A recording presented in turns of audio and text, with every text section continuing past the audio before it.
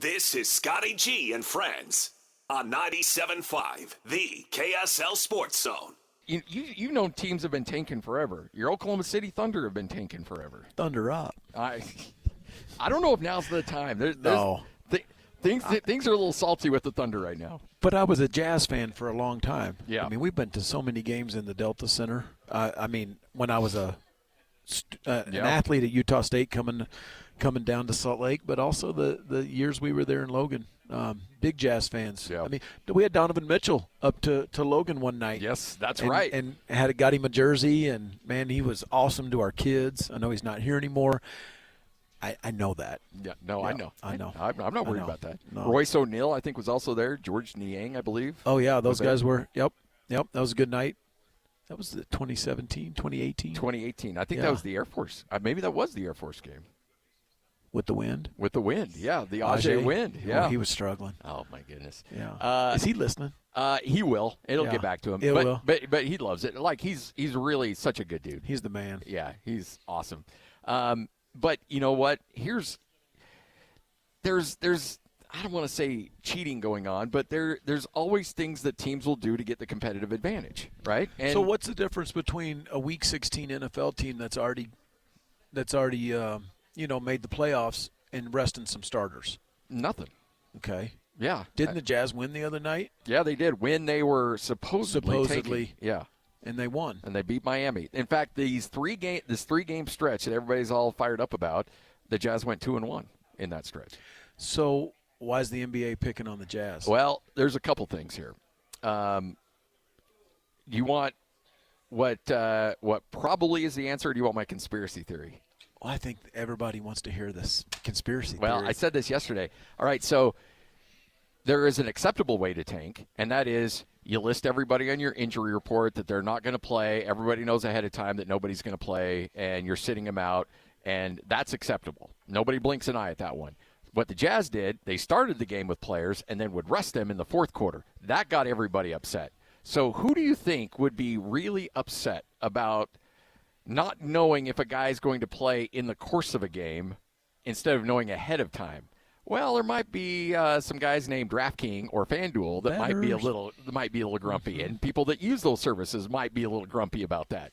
And so look, the league takes a lot of that money, and coach's decision yes. doesn't rest well with those guys. No, that's part of your theory. Exactly. You like how now I'm asking the questions? No, hey, yeah. I like it. Yeah. I'm telling you, you're made for this. No, I may be. It's the dark side, though. It is the dark side. I know you feel a little dirty. You probably have to go home and take a shower after this. Oh man! After all the grief we take, asking. Well, it's like you've had the All Pro here for how long was he here? How long was Hans here? 12 years. We did the show together. I mean, the dude's All Pro. Yeah. He's all radio, whatever you call it, west of Mississippi. The number one dude. He knows it. He's proud of it. He's tell listening. You that. He said he was listening today. And I feel like. Love you, dog. I feel like Stidham, at the Broncos. Like there's Bo Nix, and they would have been in the Super Bowl. Now here comes Wells on a Friday afternoon, and guys are driving home like, what the hell is he doing on? By the way, if Bo Nix plays that game, Broncos win the Super Bowl. I don't disagree. Yeah, you hear that, Lloyd? I agree. Lloyd's a big Raiders guy. Oh yeah. Well, Lloyd, who's going to be the number one pick? Oh, Fernando, you know this, Coach. Well, no, I'm just, Kubiak and those boys are going to watch a lot of video and figure it out. I'm hopeful it's Fernando. What do you think of Mendoza? Man, what a surgeon. Yeah. A lot of respect, and, man, he's a surgeon. Like, he just carves you up. I don't know how – not real flashy. Yeah. He's more athletic than you think. Sneaky athletic. Sneaky athletic. I used to say that about Jordan. Just sneaky athletic. Before you know it, that QB draw, what a call. Yeah. I mean, what a call. But, no, I think Lloyd, really accurate, strong arm. You see him make a lot of throws. My guess he's got a lot of savvy, really good leader. I'm guessing at this, right, without knowing the kid or being inside that building. But just listening, their head strength coach at Indiana the last couple of years, Derek Owens, he just went to Tennessee with hype the day after the Natty, But Derek was with us at Utah State and at Texas Tech, and I remember talking to Derek over the summer about Fernando and just saying, hey, what kind of guy is he? And just that's what he said. Well, his intangibles off the chart. Like everybody loves him, and when you see them make that run and really the stretch for the last 2 years, I mean, he's got it. He's got what I was just talking about, head, heart, and guts, but he's a talented kid too.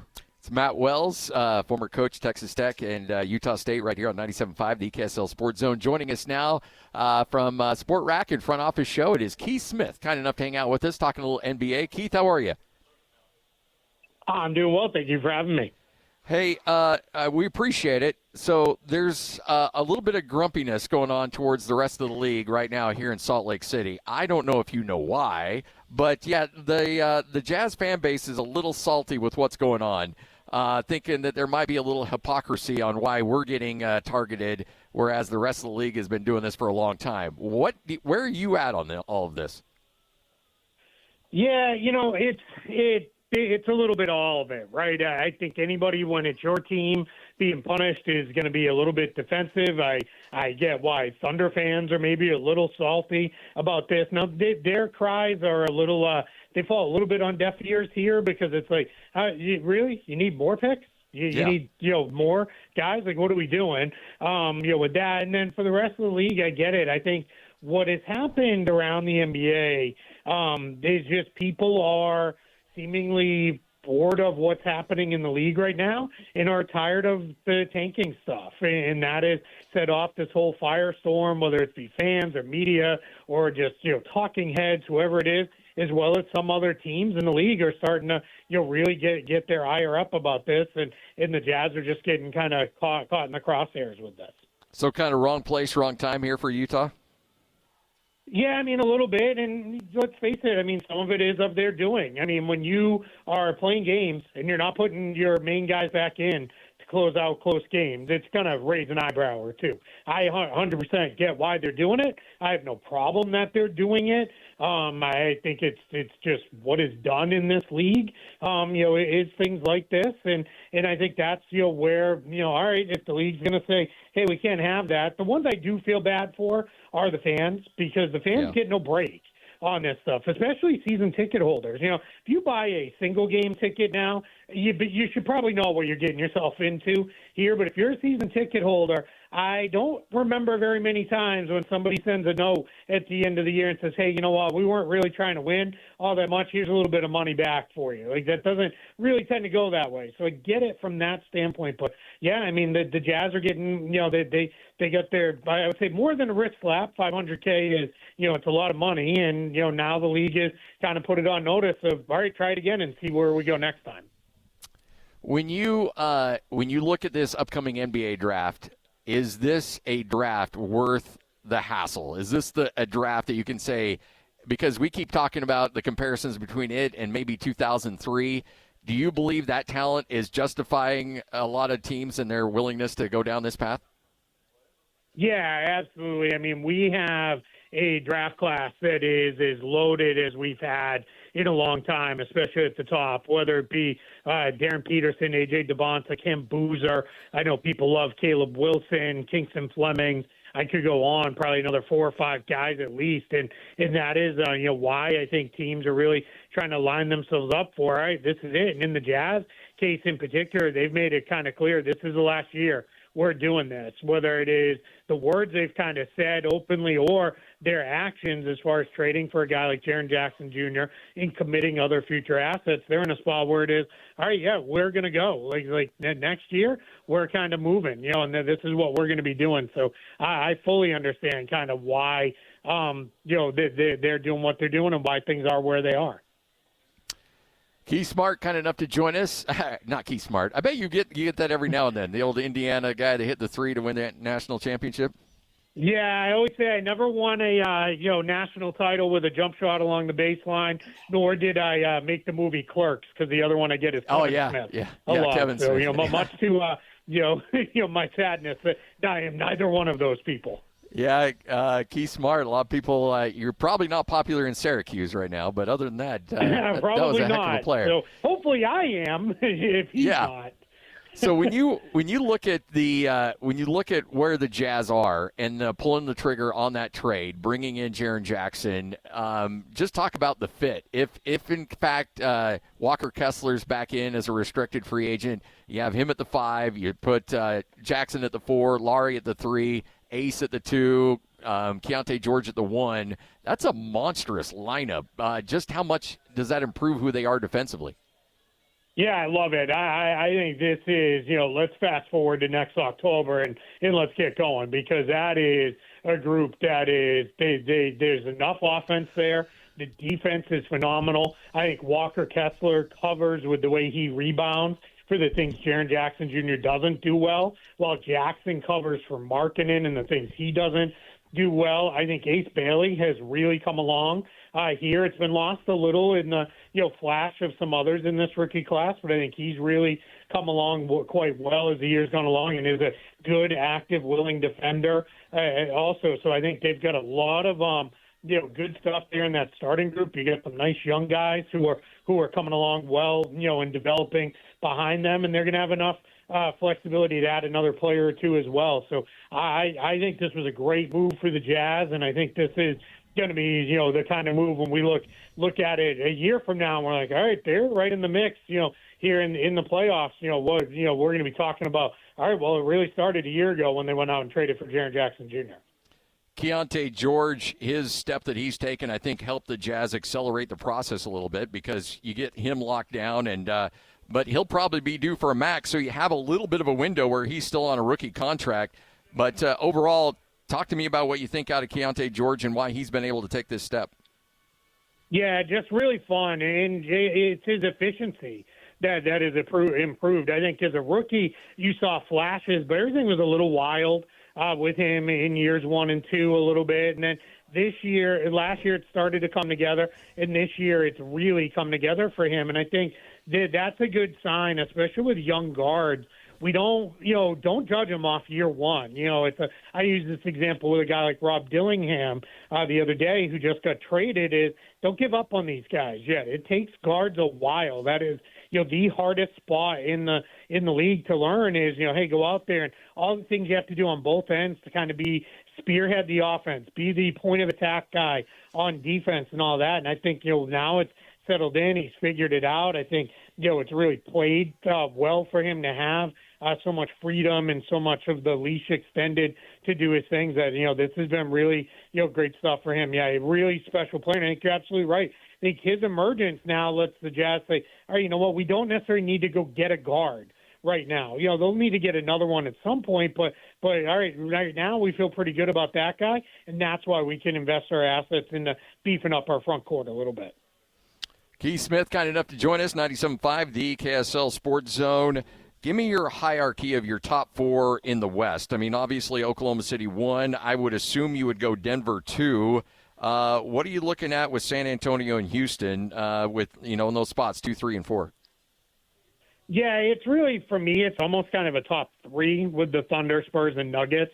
I know the Rockets are right there record-wise, so are the Lakers, the Timberwolves, Suns aren't far off, but I just have more faith. The Nuggets, I'm going to trust in the system and in the stars. The Thunder have been there. And then San Antonio, I'm very curious. In the NBA, my entire life following this and understanding this game has been, you get to the playoffs and you kind of take your lumps in a year, and then you come back the next time around. So we'll see with the Spurs. Is that where we're at, or are they going to be ready to really challenge and make a run at it? Houston, I like their team, but you see problems that they have offensively at times when their shots aren't going in, and now without Steven Adams will go. The Lakers don't play any defense, so I'm not really sure what to do with them. And then the Timberwolves can't put it together for more than a couple games at a time. There's times that I'm like, all right, they're finally there. I'm ready. Let's talk about them as potential, contenders in the West. And then the next thing you know, they lose a couple games that are real head scratchers. So they're a little bit of a weird team. But yeah, give me the Thunder, Nuggets, and Spurs, and you're probably that. I'm going to pick out of that group to emerge from the conference. All right, finally, before we let you go, back to this tanking thing. Obviously, Adam Silver's got the All-Star game coming up here. He's going to have to address the media at the All-Star game. He's going to get peppered with questions about this, and there's probably going to want people that have answers or, a response or a plan going forward. I don't know if there is a plan. Is there any way that they can walk themselves back from this and change the dynamics of the draft where they can make it make teams avoid going down this path? Yeah, not right now, obviously, right? This year is going to be what it's going to be. You can't really change the rules midstream, but I think he openly said, the competition committee is going to sit down. There was already reports that they're going to talk. I believe their next meetings are in March, so they're going to sit down and start really getting into some of this stuff, and we'll see. I think it starts with let's get rid of the protected picks that aren't top 4 or aren't lottery protected. That would go at least somewhat towards the way. Some of these other things that people are presenting, they all seem a little too exotic to me. I don't love the idea of, it only will matter, on March 1st, we'll start, counting wins. Well, then teams are just going to, lose before that. So that's always kind of a weird thing. I'm not entirely sure, what that would do here. So I think it's really in a spot where I also have to really question how big of a deal is this? Because it feels like one of those things where every year or two we get to about midseason and everybody's kind of like, you know what, there's not a whole lot to talk about. Trade deadline's fast. You know what stinks? Tanking. Let's get all riled up about it and get all mad when this has gone on, for almost my entire lifetime following the league. It's been something where I just don't know that it's there, but they're certainly going to do some things to try to fix it. And I just hope they don't go too overboard.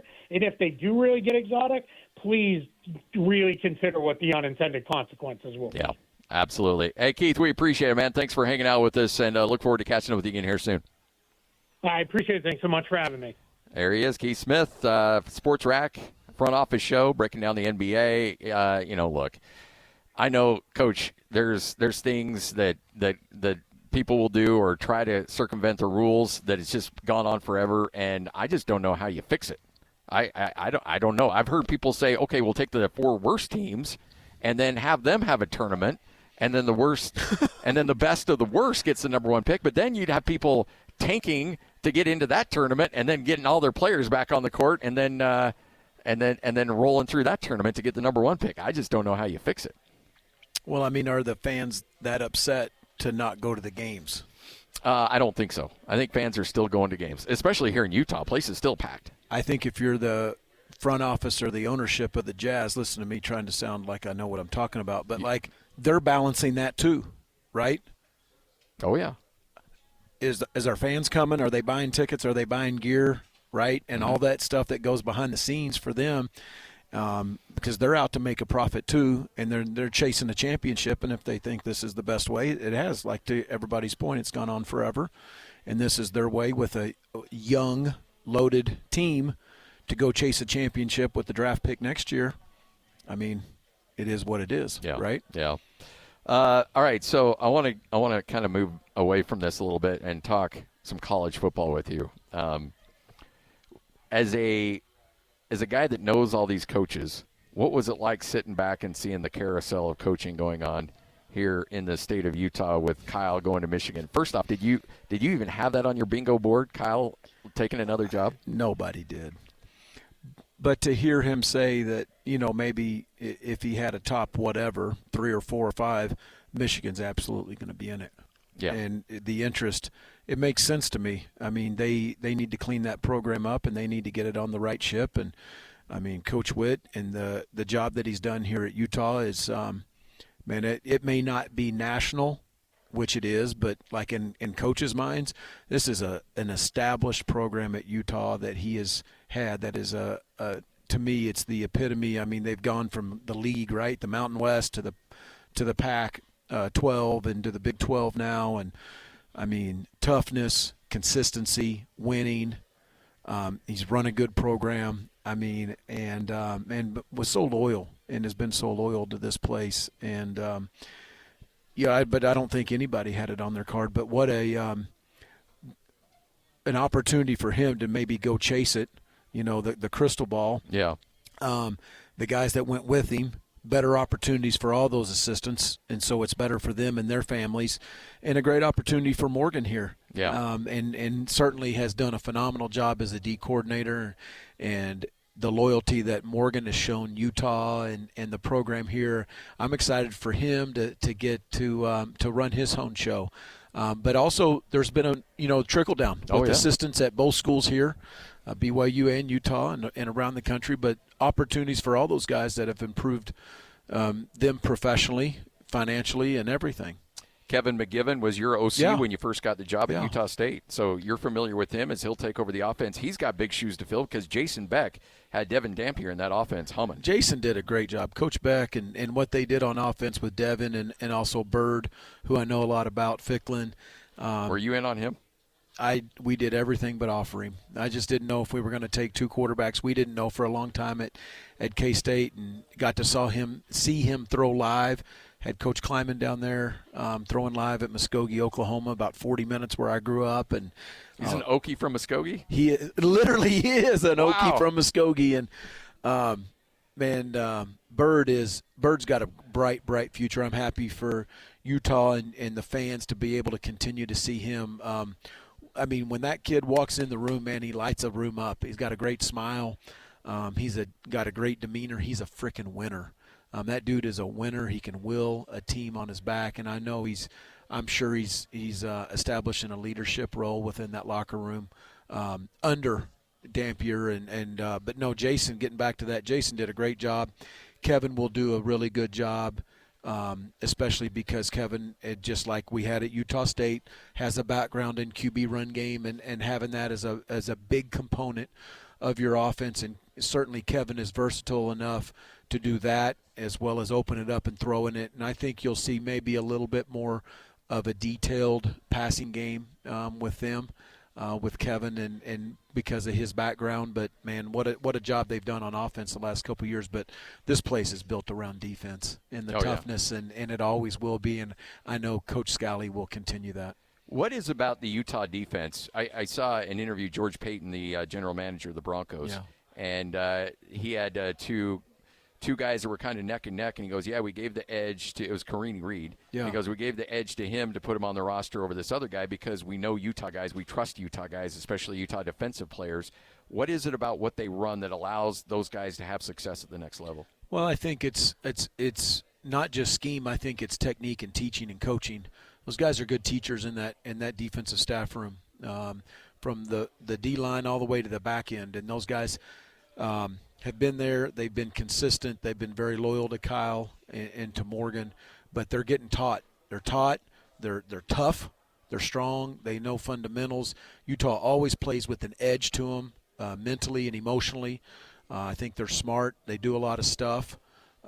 So you have smart, tough football players, and I think that mantra is out there. I think they know what a Utah football player, the DNA, especially a defender, has. And I think sometimes when it's close, just like in recruiting in high school, like what that head coach is about and that program's about. Sometimes you're looking for an intangible or something when you have somebody really close talent-wise to put them over the top. And my guess for Reed in terms of your analogy or your quote is something that being here at Utah gave him an edge over another guy.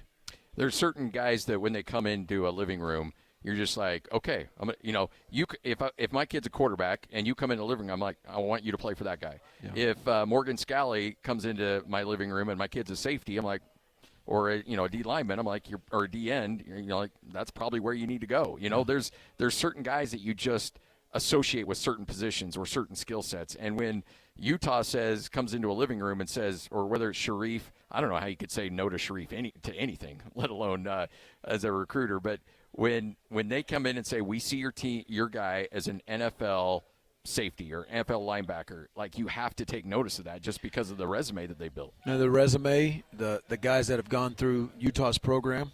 I mean, here I am. I'm pumping Utah up, but it's real on defense. Like that's why Morgan's done a great job of going into Texas and signing safeties. Look what's happened for the last X amount of years. Luther, Coach Ellis, with the D-line, and Colton's done a really good job at linebackers. I'm happy for Coach Swan getting a promotion, but anyway, good guys, but really good teachers, and it's been proven. they've got guys that have gone before them, and you just walk down the halls of that football office and you see their pictures, and you're like, yep, coached him. Yep, developed him, recruited, developed, and coached. And I think that's when you talk about that in the living room these days, I think that's, we say your film is your resume. Well, your past players are your resume too as a coach. We'll talk more with Coach Wells about this, get his thoughts on the landscape of college athletics, NIL, all of this stuff. He's been knee-deep in it over the last several years, so we will continue that conversation straight ahead. This is 97.5, the KSL Sports Zone. You're listening to Scotty G and Friends on 97.5, the KSL Sports Zone. All right, welcome on back. You're listening to 97.5, the KSL Sports Zone. The coach, Matt Wells, kind enough to hang out with us throughout the show today. By the way, Lloyd, I don't know if you have the old hands drop on Coach Wells, because hands would always get really excited when you'd come on. And I know we would play this every now and then, and I think you'd be like, what the hell is this? Where he just yelled out, Matt Wells joins us. Gosh. And because, look, you're one of our favorites, man. You're the best. Well, I don't know why. Well, because you're an Aggie grad. Well, that's true. And I've known Hans forever. And Hans has those Aggie ties. I mean, he's got Rock. Yeah. They're Rock's on the mission, but committed to Matt Utah Wells State. joins us. There it is. There it is. There it is. Yeah. Yeah. With Phil and Merlin, Uncle Phil, Uncle Merlin. Yeah. You probably had to take a phone call from Phil every now and then. Yeah, Phil's awesome. Yeah. He's a great Aggie. Yep.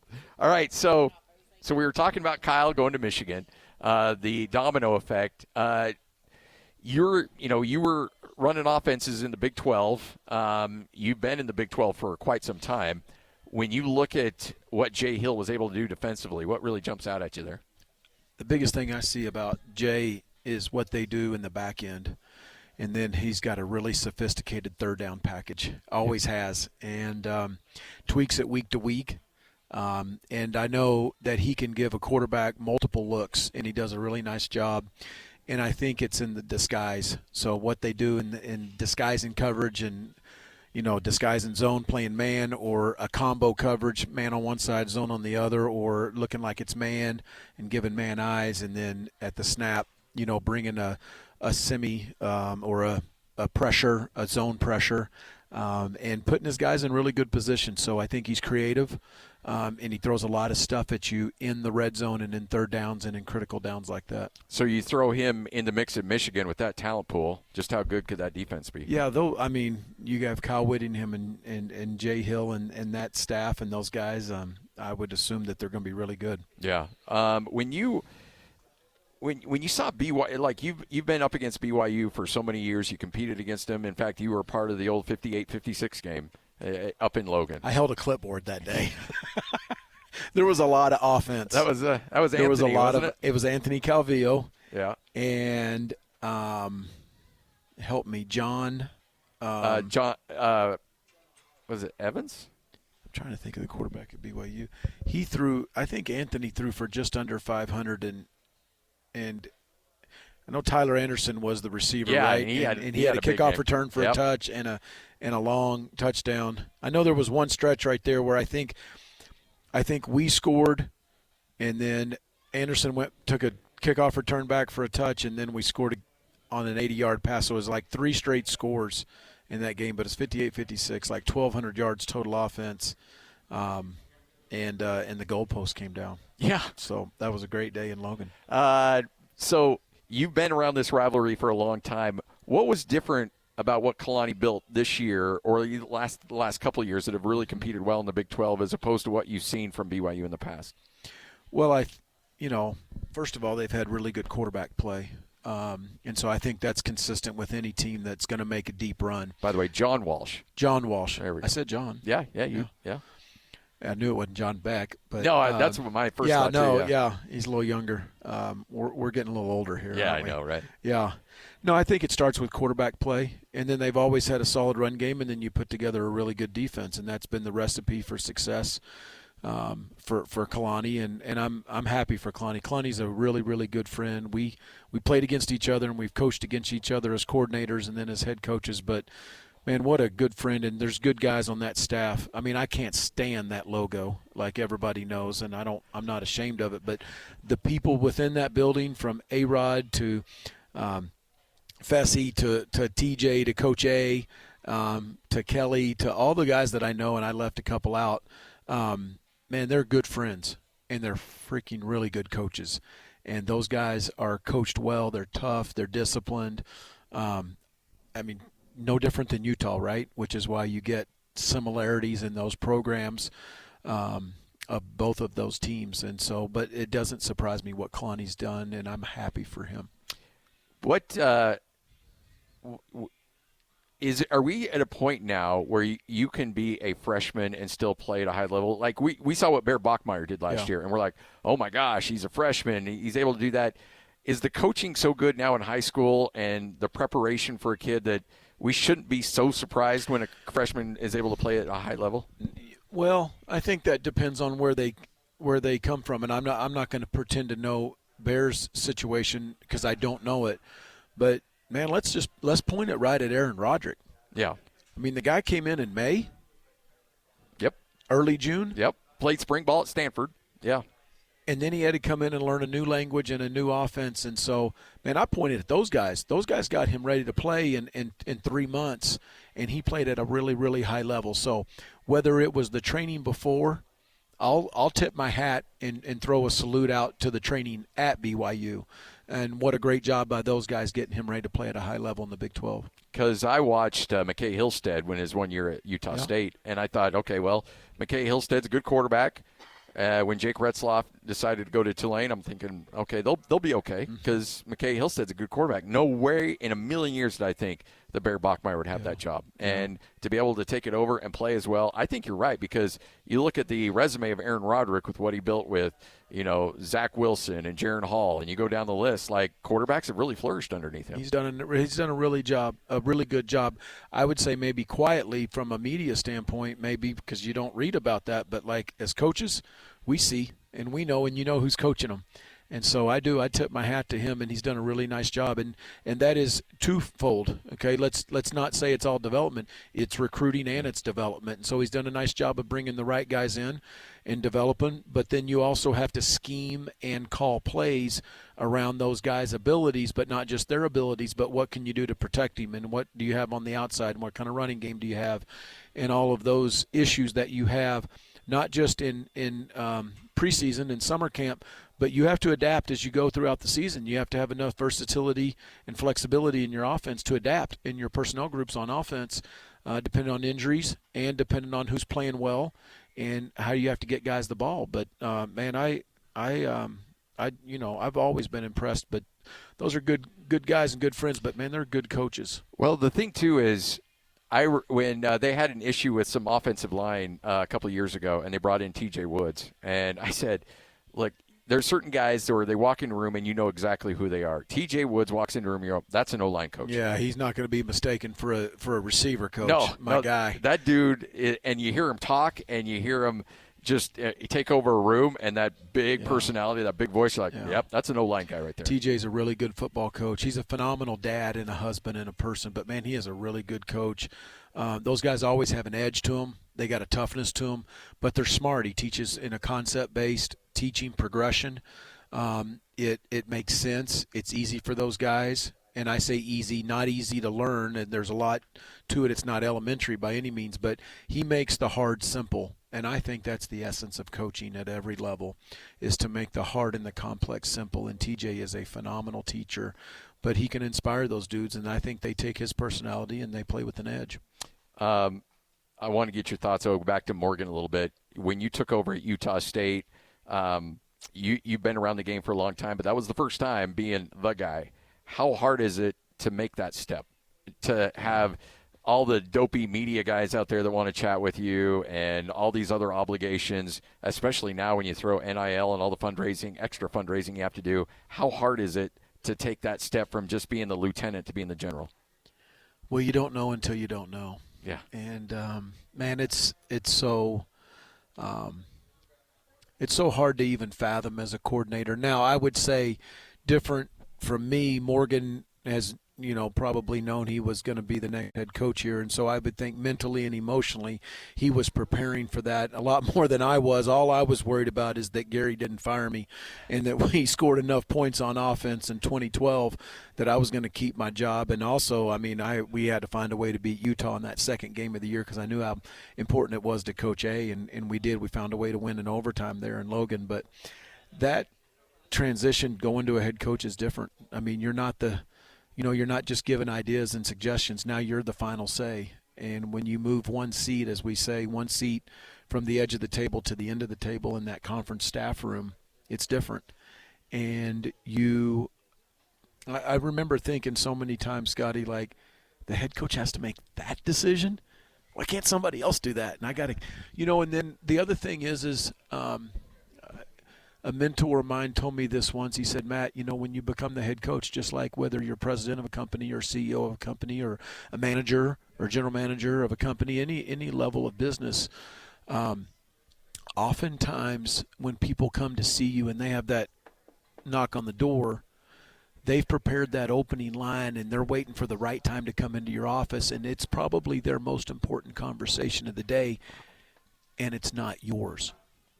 But yet you have to make the time and the effort and be where your feet are and in that moment, because those are not just are you answering a question or solving a problem.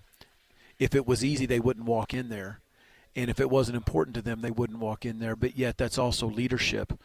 Man, those are important moments that, man, there's no cliff notes and there's no training ground. Like football coaching is different. You don't get, there's not an apprenticeship to be a head coach. And if you become a head coach at an early age, then you can kind of learn and work through problems. And I guess I was still young, at 38 at that time. But, man, you just have to kind of figure it out on the run. And I would just say be you, be your personality, be who you are, and be confident in how you've been trained and who's trained you. And, man, he's been trained by one of the best.